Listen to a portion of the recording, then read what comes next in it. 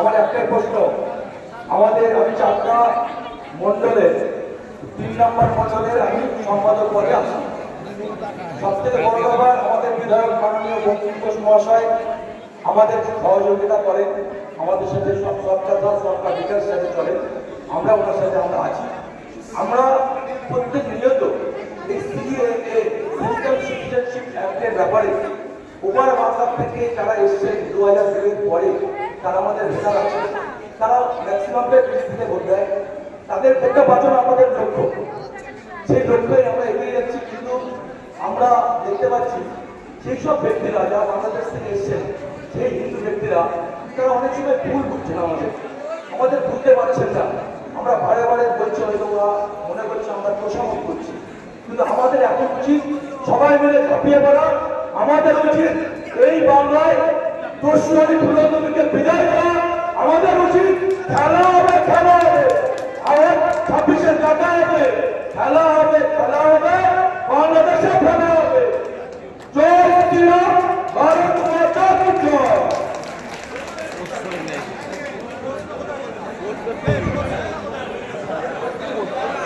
কথাই বলবে না, সাধারণ মূর্খ মানুষ কথাই বলবে না, প্রশ্ন করতে বলছে উনি বক্তব্য দিয়ে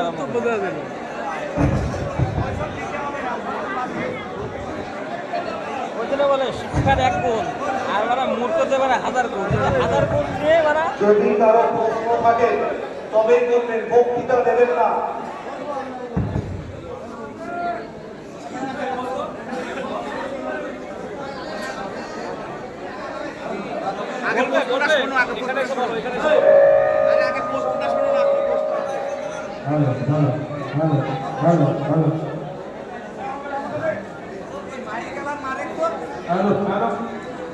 নমস্কার। নমস্কার, বলুন।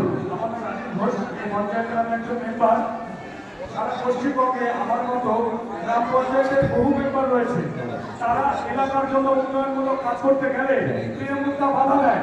আপনি সেন্ট্রাল গভর্নমেন্টকে বলে তাদের কাছে এমন কিছু একটা করুন যেন সেই মেম্বাররা কোনো কিছু কাজ দিলে ডাইরেক্ট সেন্ট্রাল থেকে সেই কাজটা করতে পারে।